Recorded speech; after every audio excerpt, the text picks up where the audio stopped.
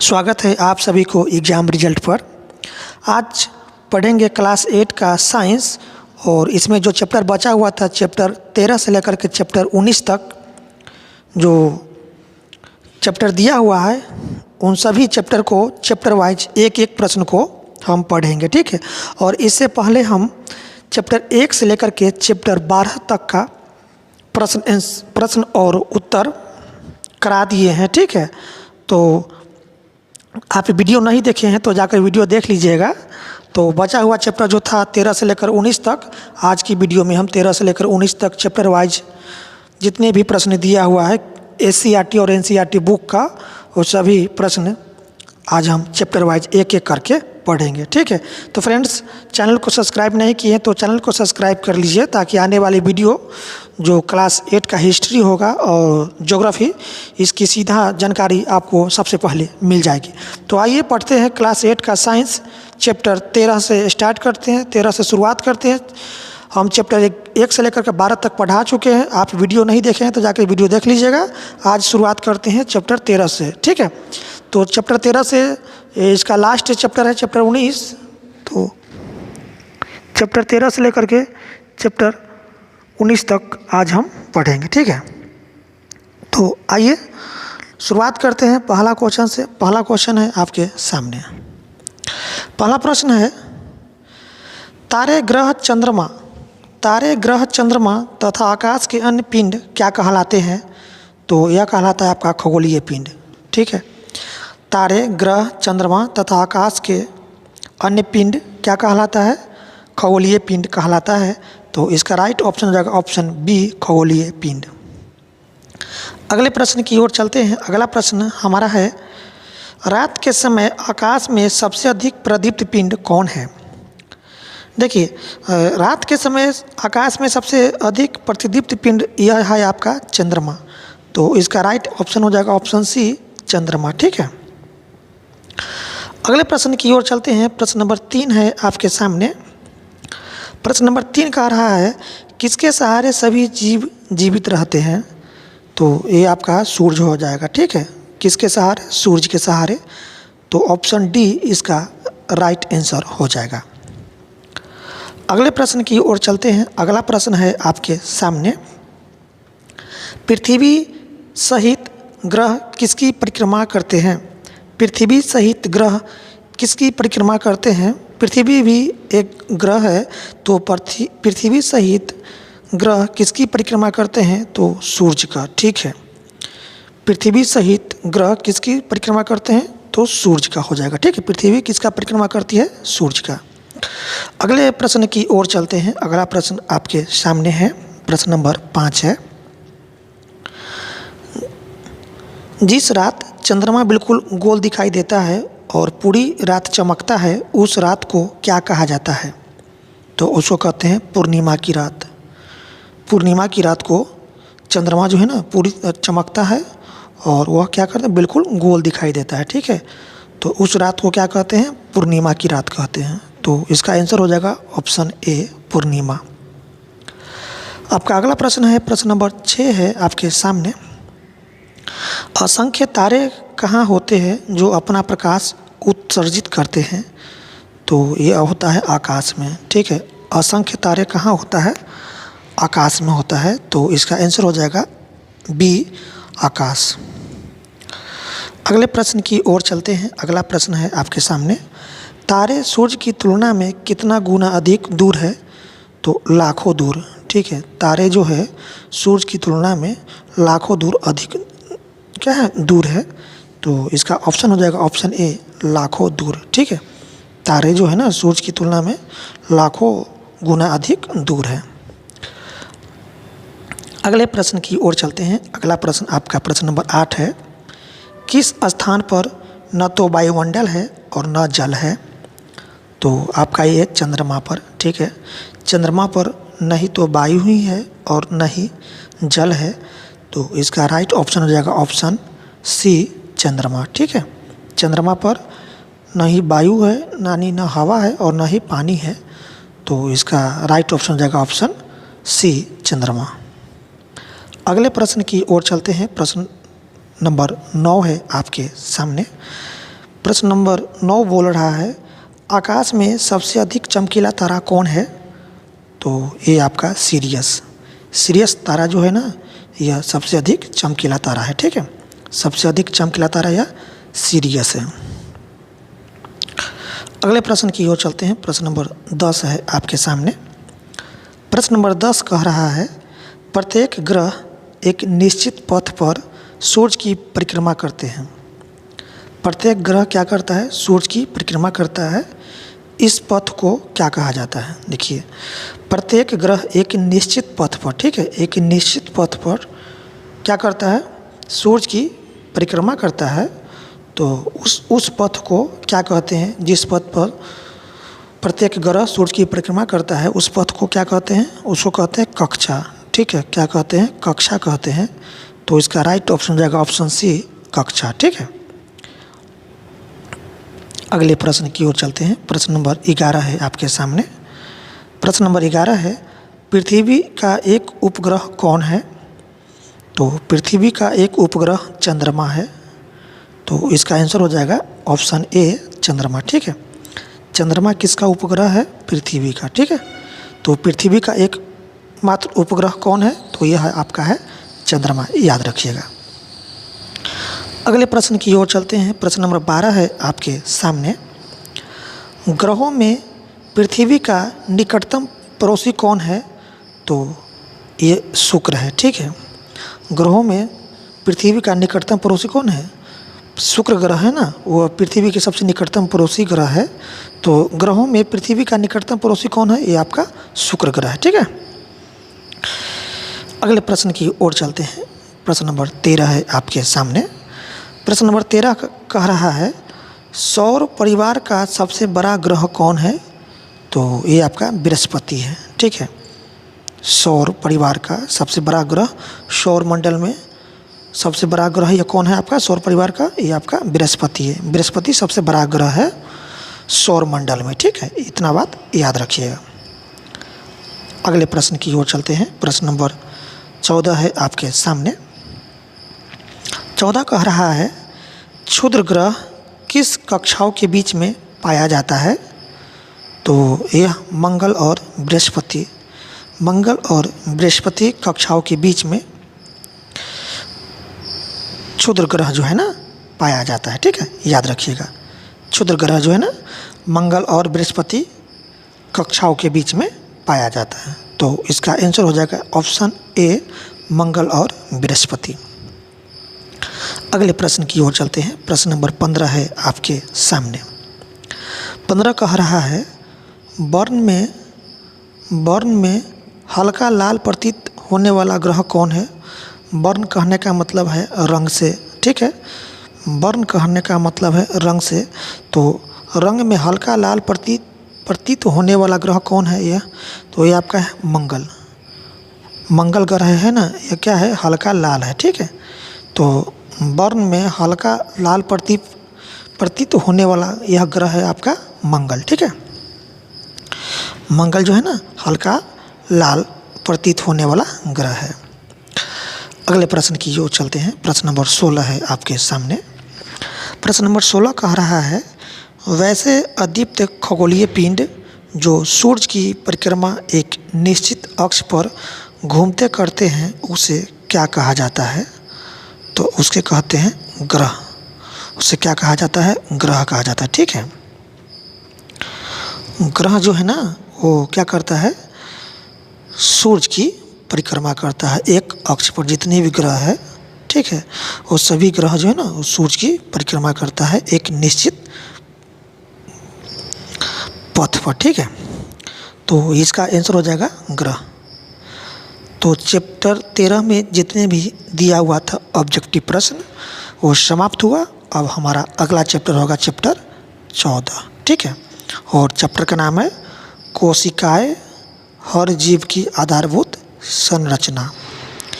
आप पढ़ रहे हैं क्लास 8 का साइंस। ठीक है, तो चलिए इसमें जो प्रश्न दिया हुआ है उसको शुरुआत करते हैं। पहला प्रश्न से पहला प्रश्न लगाते हैं आपके सामने। पहला प्रश्न ये रहा। पहला प्रश्न कह रहा है, सजीवों की संरचनात्मक और कार्यात्मक इकाई को क्या कहा जाता है? तो इसको कहते हैं कोशिका। सजीवों की संरचनात्मक और कार्यात्मक इकाई को क्या कहा जाता है? कोशिका कहा जाता है। ठीक है, याद रखिएगा।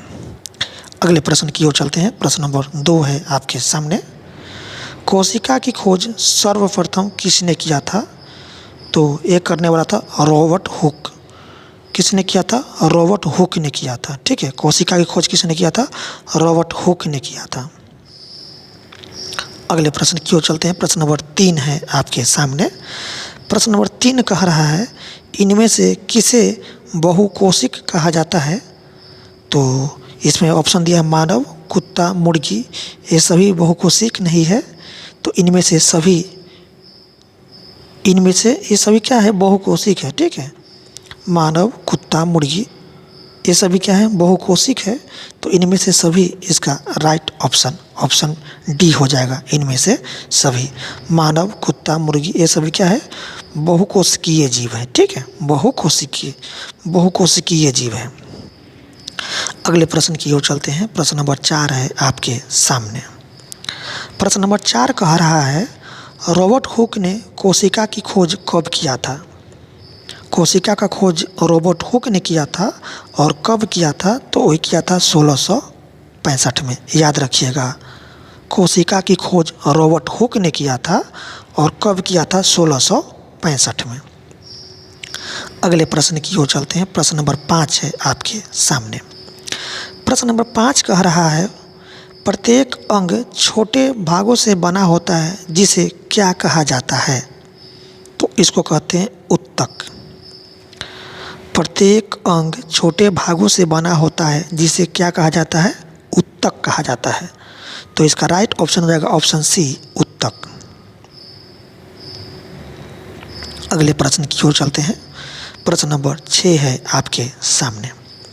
प्रश्न नंबर 6 कह रहा है, कोशिका सजीवों की इकाई है। तो कोशिका सजीवों की इकाई ये आपका है संरचनात्मक और क्रियात्मक। ठीक है, तो ऑप्शन बी हो जाएगा इसका राइट आंसर। अगले प्रश्न की ओर चलते हैं। प्रश्न नंबर 7 है आपके सामने। प्रश्न नंबर 7 कह रहा है, सजीव किसके बने होते हैं? तो कोशिका के बने होते हैं। सजीव किसके बने होते हैं? कोशिका के बने होते हैं। तो इसका राइट ऑप्शन हो जाएगा ऑप्शन सी, कोशिका। अगले प्रश्न की ओर चलते हैं। प्रश्न नंबर 8 है आपके सामने। कोशिका में जेलीनुमा संरचना कौन है? तो ये आपका है कोशिका ध्रुव। कोशिका में जेलीनुमा संरचना कौन है? तो ये आपका है कोशिका ध्रुव। तो इसका राइट ऑप्शन हो जाएगा ऑप्शन बी, कोशिका ध्रुव। अगले प्रश्न की ओर चलते हैं। प्रश्न नंबर 9 है आपके सामने। प्रश्न नंबर 9 है, जंतु कोशिका का बाहरी आवरण को क्या कहा जाता है? इसको कहते हैं कोशिका झिल्ली। जंतु कोशिका का बाहरी आवरण को कोशिका झिल्ली कहते हैं। कोशिका झिल्ली कहते हैं। तो इसका राइट ऑप्शन हो जाएगा ऑप्शन सी, कोशिका झिल्ली। अगले प्रश्न की ओर चलते हैं। प्रश्न नंबर 10 है आपके सामने। प्रश्न नंबर 10 कह रहा है, कोशिका द्रव के बीच खाली स्थान को क्या कहा जाता है? तो इसको कहते हैं रिक्तिका। कोशिका द्रव के बीच खाली स्थान को क्या कहा जाता है? रिक्तिका कहा जाता है। याद रखिएगा, रिक्तिका इसका आंसर राइट हो जाएगा। अगले प्रश्न की ओर चलते हैं। प्रश्न नंबर 11 है आपके सामने। प्रश्न नंबर 11 कह रहा है, कोशिका के केंद्र में एक गोलाकार संरचना होती है जिसे क्या कहा जाता है? तो इसको कहते हैं कोशिका केंद्र। कोशिका के केंद्र में एक गोलाकार संरचना होती है जिसको कोशिका केंद्र कहा जाता है। तो इसका ऑप्शन डी राइट आंसर हो जाएगा, कोशिका केंद्र। अगले प्रश्न की ओर चलते हैं। प्रश्न नंबर 12 है आपके सामने। प्रश्न नंबर 12 है, अमीबा के शरीर के बाहर की ओर बराबर उभार या प्रबंध निकलते रहते हैं, उसे क्या कहा जाता है? अमीबा के शरीर के बाहर की ओर बराबर उभार या प्रबंध निकलते रहता है, उसे क्या कहा जाता है? तो उसको कहते हैं पदाम्ब। क्या कहते हैं? पदाम्ब कहते हैं। तो इसका आंसर हो जाएगा पदाम्ब। अगले प्रश्न की ओर चलते हैं। प्रश्न नंबर 13 है आपके सामने। प्रश्न नंबर 13 है, प्लाज्मा झिल्ली किसे कहा जाता है? प्लाज्मा झिल्ली किसे कहा जाता है? तो कोशिका झिल्ली को प्लाज्मा झिल्ली कहा जाता है। कोशिका झिल्ली को प्लाज्मा झिल्ली कहते हैं, इतना बात आप याद रखिएगा। अगले प्रश्न की ओर चलते हैं। प्रश्न नंबर 14 है आपके सामने। प्रश्न नंबर 14 है, क्या केंद्रक झिल्ली कोशिका द्रव एवं केंद्र के बीच पदार्थों के आवागमन करता है? तो हाँ, इसका राइट ऑप्शन जाएगा हाँ, केंद्रक झिल्ली कोशिका द्रव एवं केंद्र के बीच पदार्थों के क्या करता है? आवागमन करता है। तो इसका राइट ऑप्शन जाएगा ऑप्शन ए, हाँ। अगले प्रश्न की ओर चलते हैं। प्रश्न नंबर 15 है आपके सामने।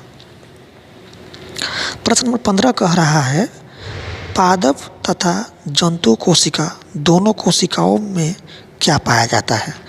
पादप तथा जंतु कोशिका दोनों कोशिकाओं में क्या पाया जाता है? तो कोशिका झिल्ली। पादप और जंतु कोशिका दोनों में क्या पाया जाता है? कोशिका झिल्ली पाया जाता है। ठीक है, क्या पाया जाता है? कोशिका झिल्ली। अगले प्रश्न की ओर चलते हैं। प्रश्न नंबर 16 है आपके सामने। कोशिकाओं को अलग करने वाली झिल्ली को क्या कहा जाता है? तो इसको कहते हैं कोशिका झिल्ली। कोशिकाओं को अलग करने वाली झिल्ली को क्या कहा जाता है? कोशिका झिल्ली। तो इस तरह से चैप्टर 14 में जो प्रश्न दिया हुआ था वो समाप्त हुए। अब हमारा अगला चैप्टर है चैप्टर 15। चैप्टर का नाम है जंतुओं में प्रजनन। जंतुओं में प्रजनन, और आप पढ़ रहे हैं क्लास 8 का साइंस। चलिए शुरुआत करते हैं और लगाते हैं पहला क्वेश्चन आपके सामने। पहला प्रश्न कह रहा है, अपने वंश एवं जाति की निरंतरता बनाए रखने के लिए सभी जीव एक विशेष क्रिया करते हैं, जिसे क्या कहा जाता है? तो इसको कहते हैं प्रजनन। प्रजनन कहते हैं। ठीक है, अपने वंश एवं जाति की निरंतरता बनाए रखने के लिए सभी जीव एक विशेष क्रिया करता है, जिसको क्या कहा जाता है? प्रजनन कहा जाता है। ठीक है, तो इसका राइट ऑप्शन जाएगा ऑप्शन ए, प्रजनन। अगले प्रश्न की ओर चलते हैं। प्रश्न नंबर 15 है आपके सामने। जंतुओं के प्रजनन की कितनी विधियां हैं? तो 2 विधि है। जंतुओं के प्रजनन की कितनी विधियां हैं? 2 विधि है। अगले प्रश्न की ओर चलते हैं। प्रश्न नंबर 3 है आपके सामने। प्रश्न नंबर 3 है, जिस प्रजनन में नया जीव एक जनक से ही उत्पन्न होते हैं उसे क्या कहा जाता है? तो उसको कहते हैं अलैंगिक प्रजनन। जिस प्रजनन में नया जीव एकल जनक से ही उत्पन्न होता है उसे क्या कहा जाता है? उसको कहते हैं अलैंगिक प्रजनन। ठीक है, अगले प्रश्न की ओर चलते हैं। प्रश्न नंबर 4 है आपके सामने। प्रश्न नंबर 4 कहता है, नर और मादा के मिलन के समय शुक्राणु एवं अंडाणु आपस में संलयित होते हैं। संलयन की यह क्रिया क्या कहलाती है? जब नर और मादा का मिलन होता है, शुक्राणु और अंडाणु एक दूसरे में संलयित होते हैं, तो संलयन की यह क्रिया क्या कहलाता है? निषेचन कहलाता है। ठीक है, जब नर और मादा के मिलन के समय शुक्राणु एवं अंडाणु आपस में संलयित होता है और इसी संलयन की क्रिया को हम कहते हैं निषेचन। तो इसका राइट ऑप्शन जाएगा ऑप्शन सी, निषेचन। अगले प्रश्न की ओर चलते हैं। प्रश्न नंबर 5 है आपके सामने। प्रश्न नंबर 5 कह रहा है, अलैंगिक जनन जिसमें जीव विभाजित होकर जितने संतति उत्पन्न करता है, तो ये आपका है 2। ठीक है, अलैंगिक जनन जिसमें जीव विभाजित होकर कितने संतति उत्पन्न करता है? 2। तो इसका राइट ऑप्शन हो जाएगा ऑप्शन डी, 2। अगले प्रश्न की ओर चलते हैं। प्रश्न नंबर 6 है आपके सामने। वह जंतु जो सीधे ही शिशु को जन्म देते हैं क्या कहलाते हैं? तो यह कहलाता है आपका पिंडज। वह जंतु जो सीधे ही शिशु को जन्म देते हैं क्या कहलाता है? पिंडज कहलाता है। अगले प्रश्न की ओर चलते हैं। प्रश्न नंबर 7 है आपके सामने। प्रश्न नंबर 7 कह रहा है, जिस प्रजनन में नर तथा मादा युग्मक का संलयन होता है उसे कौन सा जनन कहा जाता है? तो उसे कहते हैं लैंगिक जनन। ठीक है, लैंगिक जनन में नर तथा मादा युग्मक का संलयन होता है, तो वैसा जनन को हम लैंगिक जनन कहते हैं। तो ऑप्शन सी इसका राइट आंसर हो जाएगा, लैंगिक जनन। अगले प्रश्न की ओर चलते हैं। प्रश्न नंबर 8 है आपके सामने। प्रश्न नंबर 8 कह रहा है, निषेचित अंडे से लड़का जन्म या लड़की, इसके लिए शिशु का कौन सा उत्तरदायी है? तो ये आपका है पिता। ठीक है, निषेचित अंडे से लड़का का जन्म होगा या लड़की का जन्म, इसके लिए इस शिशु के लिए कौन उत्तरदायी है? तो यह पिता उत्तरदायी। ठीक है, क्योंकि औरत में XX होता है, ठीक है, और पुरुष में XY होता है। इतना आप याद रखिएगा। औरत में जो है ना XX होता है और पुरुष में XY होता है। तो लड़का जब ये पुरुष X दे देता है स्त्री को, तो जब XS हो जाता है तो ये लड़की जन्म लेता है। और यदि ये Y दे देता है, पुरुष वाला Y गुणसूत्र चला जाता है महिला के पास, तो XY हो जाता है, जिससे क्या होता है, लड़का जन्म लेता है। ठीक है, तो लड़का और लड़की शिशु के जन्म के लिए उत्तरदायी ये कौन है? आपका पिता है। ठीक है, क्योंकि पिता के पास जो है ना XY गुणसूत्र है और माता के पास XX गुणसूत्र है। तो जब पिता वाला Y गुणसूत्र चला जाता है माता के पास, तो XY होता है। तो XY होने से क्या होता है? बेटा होता है, और XS होने से क्या होता है? बेटी होता है। तो इसके लिए जिम्मेवार कौन है? पिता जिम्मेवार है। ठीक है, याद रखिएगा। अगले प्रश्न की ओर चलते हैं। अगला प्रश्न आपका 9 है। प्रश्न नंबर 9 है, अमीबा कौन सा खंडन में आता है? तो ये आपका आता है द्विखंडन में। ठीक है, अमीबा में द्विखंडन होता है। ठीक है, अमीबा में कौन सा होता है? द्विखंडन होता है। ठीक है, अगले प्रश्न की ओर चलते हैं। प्रश्न नंबर 10 है आपके सामने। प्रश्न नंबर 10 कह रहा है, जीवों में निरंतरता के लिए क्या आवश्यक है? तो ये आपका है प्रजनन। ठीक है, जीवों में निरंतरता के लिए क्या आवश्यक है? प्रजनन। अगले प्रश्न की ओर चलते हैं। प्रश्न नंबर 11 है आपके सामने। अलैंगिक प्रजनन में भाग लेते हैं तो इसमें एक जीव। ठीक है, अलैंगिक प्रजनन में भाग लेते हैं एक जीव, तो इसका राइट ऑप्शन हो जाएगा ऑप्शन सी, एक जीव। अगले प्रश्न की ओर चलते हैं। प्रश्न नंबर 12 है आपके सामने। प्रश्न नंबर 12 कह रहा है, आंतरिक निषेचन होता है, तो ये होता है मादा शरीर के अंदर। आंतरिक निषेचन कहाँ होता है? मादा शरीर के अंदर। तो इसका राइट ऑप्शन जाएगा ऑप्शन बी, मादा शरीर के अंदर। अगले प्रश्न की ओर चलते हैं। अगला प्रश्न आपके सामने है। प्रश्न नंबर 13 है, मादा जननांग कौन है? तो गर्भाशय। मादा जननांग कौन है? गर्भाशय। तो इसका राइट ऑप्शन हो जाएगा ऑप्शन डी, गर्भाशय। अगले प्रश्न की ओर चलते हैं। प्रश्न नंबर 14 है आपके सामने। शुक्राणु नर युग्मक है, तो ये आपका है शुक्राणु नर युग्मक है। तो हाँ, शुक्राणु क्या है? एक नर युग्मक है। ठीक है, और अंडाणु जो है ना वो मादा युग्मक है। याद रखिएगा, शुक्राणु पुरुष में होता है, अंडाणु महिला में होती है।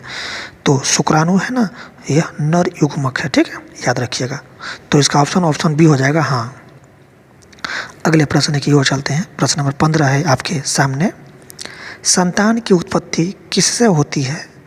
तो ये होता है प्रजनन से। ठीक है, संतान की उत्पत्ति किससे होती है? प्रजनन से होती है। अगले प्रश्न की ओर चलते हैं। प्रश्न नंबर 16 है आपके सामने। किसमें जनन अंगों की आवश्यकता नहीं होती है? तो अलैंगिक प्रजनन में। अलैंगिक प्रजनन में जनन अंगों की आवश्यकता नहीं होती है। तो इसका राइट ऑप्शन हो जाएगा ऑप्शन डी, अलैंगिक प्रजनन।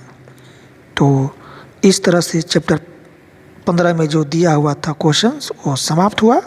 अब हमारा अगला चैप्टर शुरुआत होगा, चैप्टर 16, और चैप्टर का नाम है धातु और अधातु। आप पढ़ रहे हैं क्लास 8 का साइंस। चलिए इसमें जो दिया हुआ प्रश्न को उसको पढ़ते हैं एक एक करके। और पहला प्रश्न है आपके सामने। पहला प्रश्न कह रहा है धातु कितने प्रकार के होते हैं? तो धातु 2 प्रकार के होते हैं। धातु 2 प्रकार के होते हैं। अगले प्रश्न की ओर चलते हैं। प्रश्न नंबर 2 है आपके सामने। वैसे तत्व जिनमें धात्विक या अधात्विक दोनों गुण मौजूद होते हैं उसे क्या कहा जाता है? तो उसको कहते हैं उपधातु। वैसा तत्व जिसमें धात्विक धातु और अधातु दोनों का गुण होता है उसको कहते हैं हम उपधातु। ठीक है, उपधातु। तो इसका राइट ऑप्शन हो जाएगा ऑप्शन सी, उपधातु। अगले प्रश्न की ओर चलते हैं। प्रश्न नंबर 3 है आपके सामने। प्रश्न नंबर 3 कह रहा है कौन चमकीली होती है? तो धातु। धातु क्या होता है? चमकीली होती है। तो इसका राइट ऑप्शन हो जाएगा ऑप्शन बी, धातु। नेक्स्ट प्रश्न की ओर चलते हैं। अगला प्रश्न है आपके सामने। अगला प्रश्न है कौन ठोस, द्रव एवं गैस तीनों अवस्थाओं में पाई जाती है? तो ये आपका अधातु। ठीक है, अधातु जो है ना, यह ठोस, द्रव एवं गैस तीनों अवस्थाओं में पाई जाती है। अगले प्रश्न की ओर चलते हैं। प्रश्न नंबर 5 है आपके सामने। प्रश्न नंबर 5 है कौन जल से अभिक्रिया नहीं करती है? तो ये आपका है अधातु। अधातु जल से अभिक्रिया नहीं करती है। तो इसका आंसर हो जाएगा अधातु। ठीक है, कौन जल से अभिक्रिया नहीं करती है? अधातु।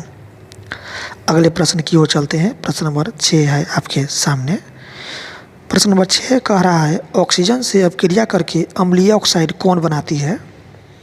तो यह अधातु बनाती है। अधातु ऑक्सीजन से अभिक्रिया करके अम्लीय ऑक्साइड बनाती है। तो इसका राइट ऑप्शन हो जाएगा ऑप्शन डी, अधातु। प्रश्न नंबर 7 की ओर चलते हैं। प्रश्न नंबर 7 है आपके सामने। इनमें से कौन धातु के अंतर्गत नहीं आते हैं? तो ये आपका सल्फर। ठीक है, सल्फर धातु के अंतर्गत नहीं आते हैं। अगले प्रश्न की ओर चलते हैं। प्रश्न नंबर 8 है आपके सामने।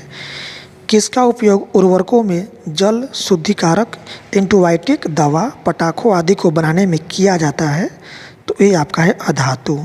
ठीक है, अधातु का उपयोग उर्वरकों, जल शुद्धिकरण, एंटीबायोटिक दवा, पटाखे आदि बनाने में किया जाता है। ठीक है, तो ऑप्शन सी हो जाएगा अधातु। अगले प्रश्न की ओर चलते हैं। अगला प्रश्न है आपके सामने।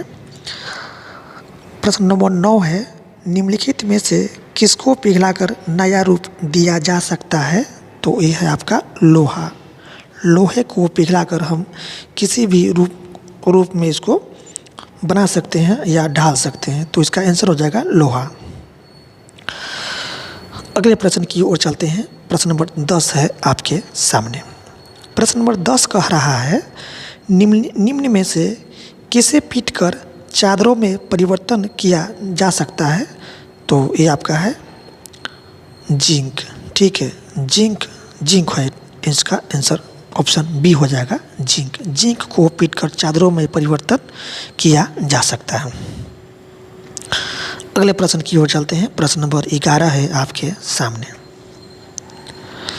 प्रश्न नंबर 11 कह रहा है निम्नलिखित में से किसको पतले तार में परिवर्तन कर सकते हैं? तो सोना को हम पतले तार में परिवर्तन कर सकते हैं। ठीक है, तो इसका राइट ऑप्शन हो जाएगा ऑप्शन सी, सोना। अगले प्रश्न की ओर चलते हैं। प्रश्न नंबर 12 है आपके सामने। प्रश्न नंबर 12 कह रहा है निम्नलिखित में से कौन सी धातु मानव रक्त में पाई जाती है? तो ये आपका है लोहा।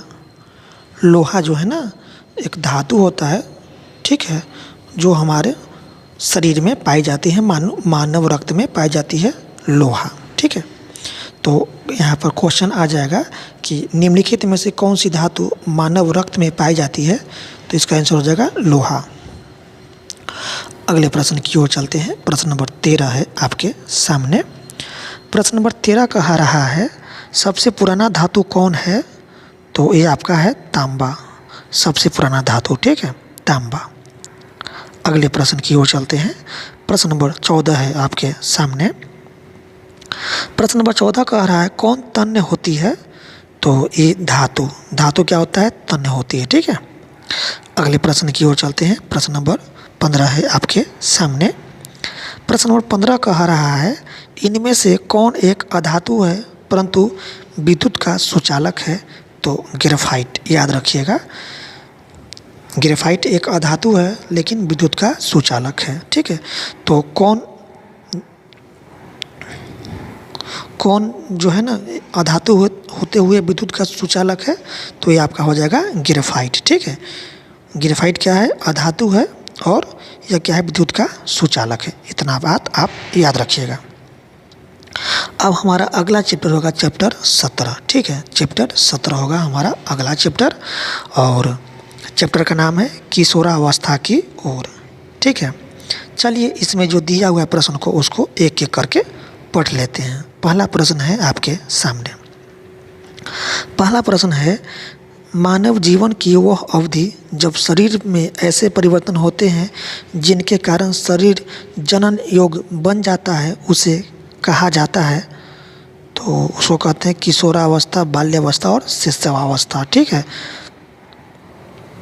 इसको कहते हैं, क्या कहते हैं? इसका ऑप्शन क्या हो जाएगा? ऑप्शन में 3 ऑप्शन दिया हुआ है, किशोरावस्था, बाल्यावस्था, शिशुअवस्था। तो इसका ऑप्शन हो जाएगा ऑप्शन ए किशोरावस्था। किशोरावस्था में क्या होता है कि मानव जो है ना वो जीवन की मानव का शरीर जो है ना जनन योग्य बन जाता है। किस अवस्था में? किशोरावस्था में। ठीक है, तो मानव जीवन की वो अवधि जब शरीर में ऐसे परिवर्तन होते हैं जिनके कारण शरीर जनन योग्य बन जाता है उसे कहा जाता है किशोरावस्था। ठीक है, तो इसका ऑप्शन हो जाएगा ऑप्शन ए किशोरावस्था। किशोरावस्था में मानव का शरीर जो है ना वो जनन योग्य बन जाता है। ठीक है, अगले प्रश्न की ओर चलते हैं। प्रश्न नंबर 2 है आपके सामने। प्रश्न नंबर 2 कह रहा है किशोरावस्था शुरुआत लगभग कितने वर्ष की आयु में होता है? किशोरावस्था की शुरुआत लगभग कितने वर्ष की आयु में होता है? तो ये आपका हो जाएगा 11 से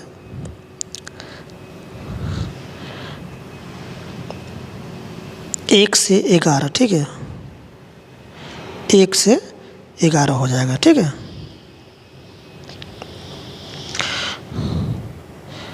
अगले प्रश्न की ओर चलते हैं।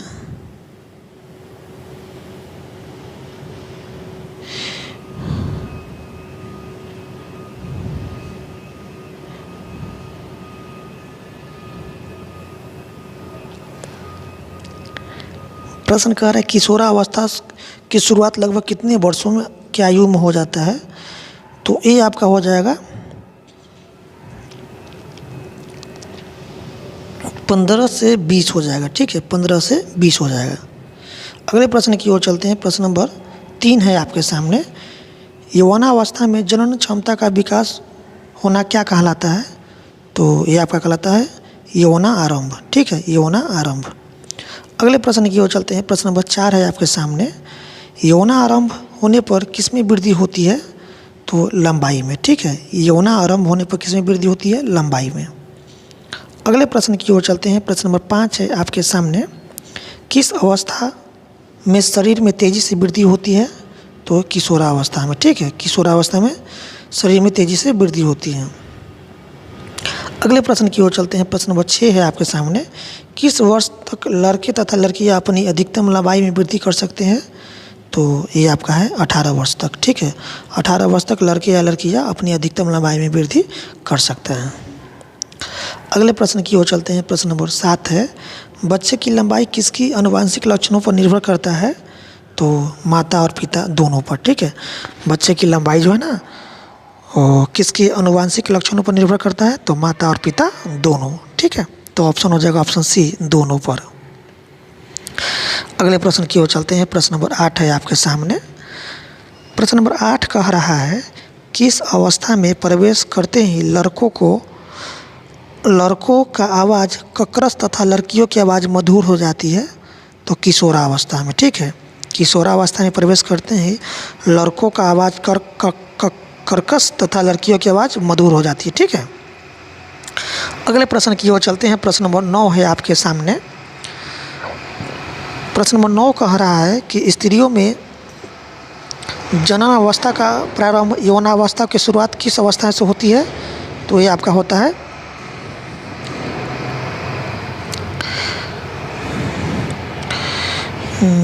स्त्रियों में जनन अवस्था का प्रारंभ यौनावस्था की शुरुआत किस अवस्था से होती है? तो ये आपका हो जाएगा 15 से 20। अगले प्रश्न की ओर चलते हैं। प्रश्न नंबर 10 है आपके सामने। सीखने की सबसे अधिक क्षमता किस अवस्था में होती है? तो किशोरावस्था में। ठीक है, किशोरावस्था में। अगले प्रश्न की ओर चलते हैं। प्रश्न नंबर 11 है कि टेस्टोस्टेरोन क्या है? तो ये एक आप है पुरुष हार्मोन। ठीक है, टेस्टोस्टेरोन क्या है? ये आपका है पुरुष हार्मोन है। ठीक है, याद रखिएगा, टेस्टोस्टेरोन क्या है? पुरुष हार्मोन है। ठीक है, अगले प्रश्न की ओर चलते हैं। प्रश्न नंबर 12 है आपके सामने। सामान्यतः ऋतुस्राव कितने वर्ष की आयु से प्रारंभ हो जाती है? तो ये आपका है 13 वर्ष से शुरुआत हो जाती है। ठीक है, 13 वर्ष से शुरुआत हो जाती है।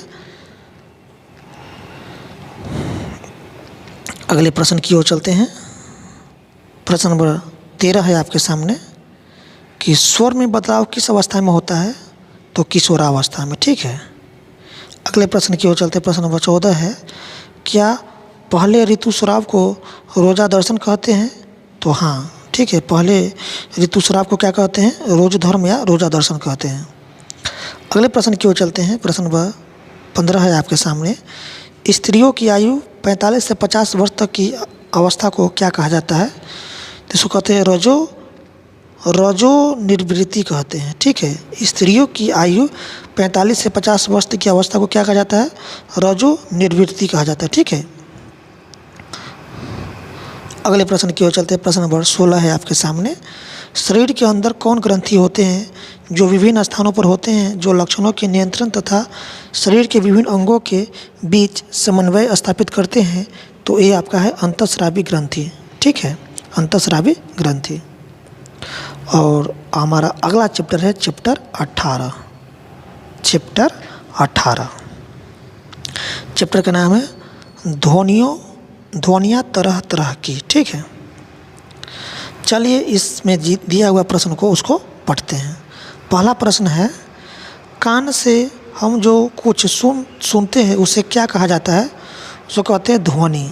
ठीक है, कान से हम जो कुछ सुनते हैं उसको क्या कहते हैं? ध्वनि कहते हैं। अगले प्रश्न की ओर चलते हैं। प्रश्न नंबर 2 है आपके सामने। हमारे जीवन में किसका महत्वपूर्ण स्थान है जिसके कारण जिसका काम एक दूसरे से संपर्क कराने में मदद करती है? तो ये आपका है ध्वनि। ठीक है, ध्वनि के माध्यम से ही हम एक दूसरे को सुन पाते हैं। तो इसका ऑप्शन हो जाएगा ऑप्शन ए, ध्वनि।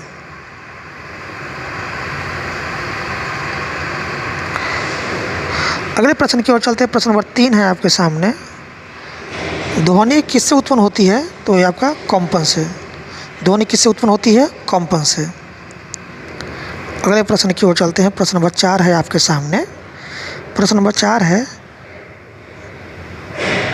जितने समय में दोलन या कंपन करती हुई वस्तु एक दोलन या कंपन पूरा कर लेती है उसका क्या कहा जाता है? तो उसको कहते हैं आवर्तकाल। ठीक है, क्या कहते हैं? आवर्तकाल कहते हैं। जितने समय में दोलन या कंपन करती हुई वस्तु एक दोलन या कंपन पूरा कर लेती है उसका कहा जाता है आवर्तकाल। ठीक है, अगले प्रश्न की ओर चलते हैं। प्रश्न नंबर 5 है आपके सामने। किसी वस्तु द्वारा 1 सेकेंड में पूरे किए गए दोलन या कंपन को उसकी वस्तु को कहा जाता है? तो आवृत्ति कहा जाता है। किसी वस्तु द्वारा 1 सेकेंड में पूरे किए गए दोलन या कंपन को उसकी क्या कहा जाता है? आवृत्ति कहा जाता है। ठीक है, अगले प्रश्न की ओर चलते हैं। प्रश्न नंबर 6 है आपके सामने। आवृत्ति का मात्रक क्या होता है? तो इसका हर्ट्ज होता है। ठीक है, याद रखिएगा, आवृत्ति का मात्रक हर्ट्ज होता है, हर्ट्ज। अगले प्रश्न की ओर चलते हैं। प्रश्न नंबर 7 है आपके सामने। प्रश्न नंबर 7 है कि ध्वनि किस में गमन कर सकती है? तो ठोस में, द्रव में, गैस में, तीनों में ध्वनि गमन कर सकती है। तो इसका राइट ऑप्शन हो जाएगा ऑप्शन डी, इनमें से सभी। अगले प्रश्न की ओर चलते हैं। प्रश्न नंबर 8 है आपके सामने। अप्रिय ध्वनियों को क्या कहा जाता है? तो इसको कहते हैं शोर। ठीक है, जिस ध्वनि को सुनना हमको पसंद नहीं होता है, यानी अप्रिय होता है, उसको कहते हैं शोर। ठीक है, अगले प्रश्न की ओर चलते हैं। प्रश्न नंबर 9 है आपके सामने। प्रश्न नंबर 9 है, वातावरण में अत्यधिक या अवांछित शोर को क्या कहा जाता है? तो इसको कहते हैं प्रदूषण। ठीक है, वातावरण में अत्यधिक या अवांछित शोर को क्या कहा जाता है? प्रदूषण कहा जाता है। अगले प्रश्न की ओर चलते हैं। प्रश्न नंबर 10 है आपके सामने।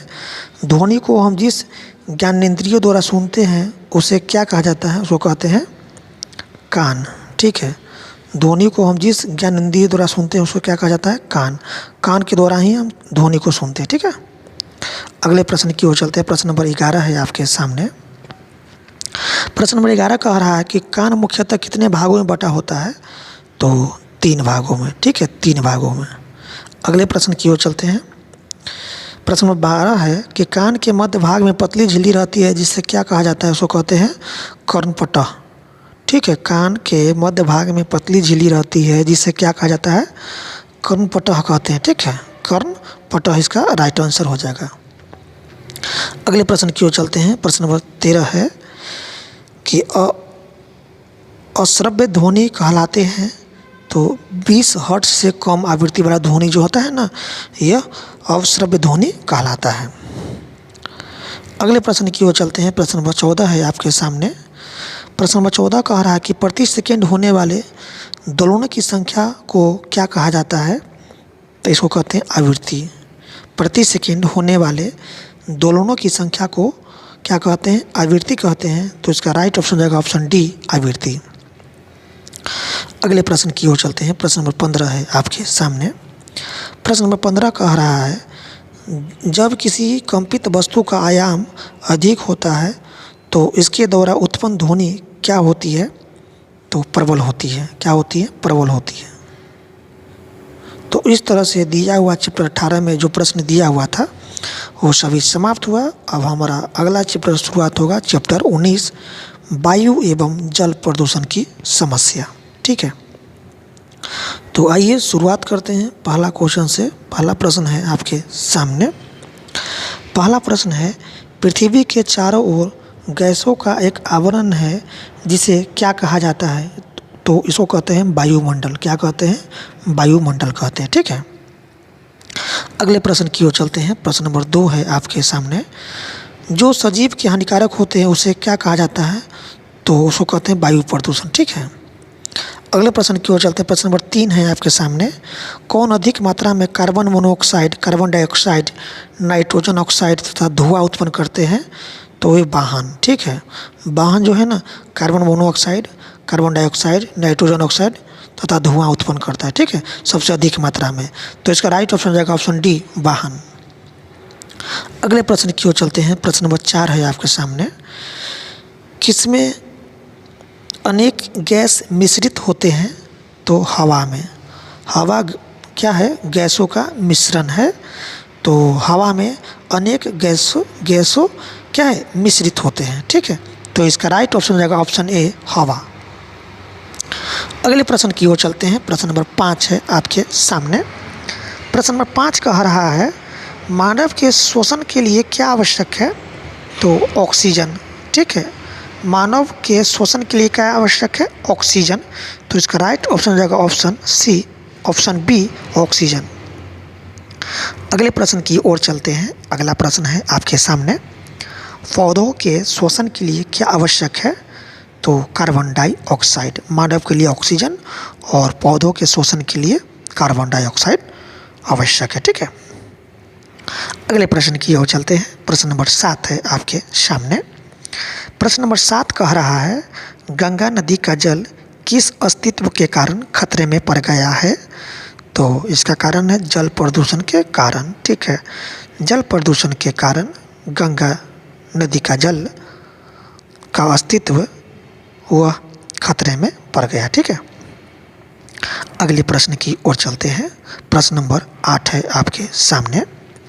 कौन एक विषैली गैस है? तो कार्बन मोनोऑक्साइड। कार्बन मोनोऑक्साइड एक विषैली गैस है। ठीक है, अगले प्रश्न की ओर चलते हैं। प्रश्न नंबर 9 है आपके सामने। प्रश्न नंबर 9 कह रहा है शुद्ध वायु में कौन नहीं होते हैं? तो कार्बन मोनोऑक्साइड। कार्बन मोनोऑक्साइड शुद्ध वायु में नहीं होते हैं, तो इसका राइट ऑप्शन रहेगा ऑप्शन बी, कार्बन मोनोऑक्साइड। अगले प्रश्न की ओर चलते हैं। प्रश्न नंबर 10 है आपके सामने। प्रश्न नंबर 10 कह रहा है किसमें धूल कण, धुआं तथा अनेक हानिकारक गैसें उपस्थित होती है? तो ये होता है आपका प्रदूषित वायु। ठीक है, प्रदूषित वायु। अगले प्रश्न की ओर चलते हैं। प्रश्न नंबर 11 है आपके सामने। प्रदूषित वायु में क्या पाया जाता है? तो कार्बन मोनोऑक्साइड। ठीक है। अगले प्रश्न की ओर चलते हैं। प्रश्न नंबर 12 है आपके सामने। जो पदार्थ वायु को प्रदूषित करते हैं उन्हें क्या कहा जाता है? तो उसको कहते हैं वायु प्रदूषक। ठीक है। अगले प्रश्न की ओर चलते हैं। प्रश्न नंबर 13 है आपके सामने। कौन मानव एवं पेड़ पौधों के लिए प्रत्यक्ष एवं अप्रत्यक्ष रूप में आवश्यक माने जाते हैं? तो ये आपका है नाइट्रोजन। ठीक है, नाइट्रोजन जो है ना पेड़ पौधों के लिए प्रत्यक्ष एवं अप्रत्यक्ष रूप से क्या है आवश्यक माने जाते हैं, मानव एवं पेड़ पौधा दोनों के लिए। तो इसका ऑप्शन हो जाएगा ऑप्शन सी, नाइट्रोजन। अगले प्रश्न की ओर चलते हैं। प्रश्न नंबर 14 है अम्ल वर्षा किसके कारण होती है? तो सल्फ्यूरिक अम्ल के कारण और नाइट्रिक अम्ल के कारण अम्ल वर्षा होती है। ठीक है, याद रखिएगा अम्ल वर्षा होने का कारण है सल्फ्यूरिक अम्ल और नाइट्रिक अम्ल। इनमें से दोनों इसका राइट आंसर हो जाएगा ऑप्शन सी, दोनों। तो फ्रेंड्स इस तरह से दिया हुआ प्रश्न समाप्त हुआ। क्लास 8 का जो बचा हुआ चैप्टर था, चैप्टर 13 से लेकर चैप्टर 19 तक जितने भी प्रश्न दिया हुआ था, आज किताब समाप्त हो गई। कल हम आपके लिए लेकर आएंगे क्लास 8 का हिस्ट्री। ठीक है, तो फ्रेंड्स चैनल को सब्सक्राइब कर लीजिए और अधिक से अधिक अपने दोस्तों में शेयर ज़रूर कीजिएगा। ठीक है, चैनल को सब्सक्राइब